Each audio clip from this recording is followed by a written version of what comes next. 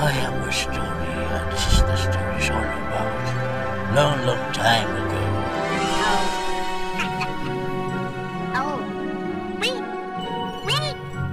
Ito'y ikinuwento sa akin ng isa sa mga kaibigan kong albularyo sa kabilang isla. Isang kwento ng batang nawawala. Isang kwento ng puno ng balete na tila may sariling buhay.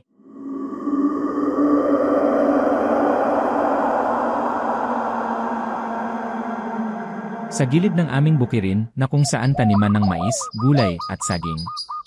May makapal na bahagi ng gubat, may mga puno ng ipil-ipil. At sa pinakadulo isang matandang puno ng balete. Matagal na itong kinatatakutan. Sabi ng mga matatanda, may umiiyak na bata tuwing gabi sa ilalim nito. Pero walang nakatira sa lugar na yon at malayo ito sa kabahayan. Isang araw, may batang lalaki ang nawala. Nagpaalam daw sa ina na kukuha lang ng bayahbas sa may gubat. Hindi na muling bumalik. Hinintay ng magulang.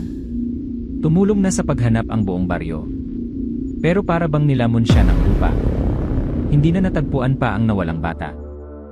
Dahil sa takot at desperasyon, ay lumapit sila sa isang matandang albularyo sa isla. Nakiusap ang ina habang umiiyak sa harap ng albularyo. At dito na pinatawag ng albularyo ang ating bida na si Kuya Babe. Isang batang mangingisda. Taglay ang mahiwagang lana ng aswang, na nagbibigay ng lakas, bilis, at malinaw na paningin sa dilim. Pinakiusapan siya ng matandang albularyo na siya na lang ang maghanap nito, malaki ang tiwala niya kay Kuya Babe.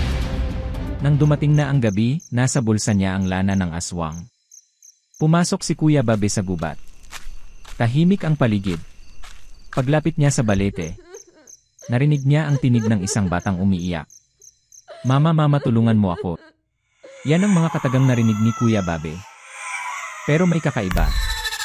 Ang tinig ng bata paikot-ikot, parang hindi galing sa isang lugar lang.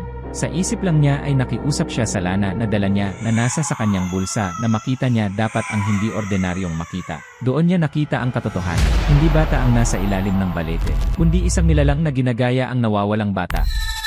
Sa mismong katawan ng puno, bumukas ang mga ugat at balat ng kahoy. At mula rito lumabas ang isang diwata. Bakit mo ginulo ang lugar na ito? Yan ang matalim na tanong ng diwata kay Kuya Babe. Alam ko na ang pakay mo.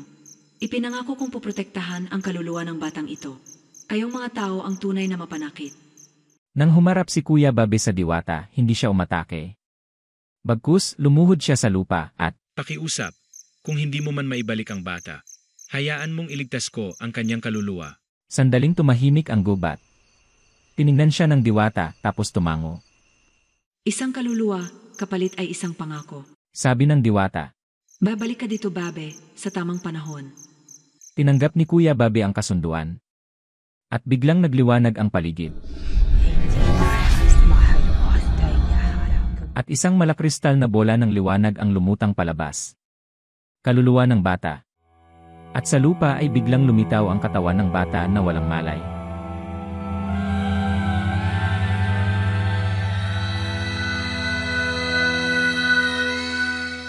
At dinala niya ang liwanag at ang katawan ng bata patungo sa bahay ng albularyo. At pakatapos sa ginawang ritual ng matandang albularyo, ay muling naibalik ang kaluluwa ng bata sa kanyang katawan. At sa wakas ay muling nagkamahlay ang bata. Pero si Kuya Babe alam niyang babalik siya. Para tuparin ang kanilang kasunduan ng diwata. At ang puno ng balete naghihintay lang sa kanya sa takdang panahon. Hindi lahat ng laban ay may halimaw. Minsan, ang kalaban ay ang misteryong hindi mo kayang unawain. Abangan ang susunod na adventure ni Kuya Babe. Ang muling pagbabalik niya sa puno ng balete. At hanggang sa muling pagkita nila ng magandang babaeng anak ng sinumpang maging sigbin. Thank you so much po sa panunood ng mga videos dito sa Book of Spooky and Mystery Bay Mangteno. Paki-subscribe naman please sa munting channel ko. Napakalaking tulong na po yan sa amin na mga munting content creator. At isabay nyo na rin po please sa pagpindot ang like button at ang notification bell para ma-update kayo kaagad sa mga bagong upload kong video. Once again, thank you so much po sa suporta ninyong lahat.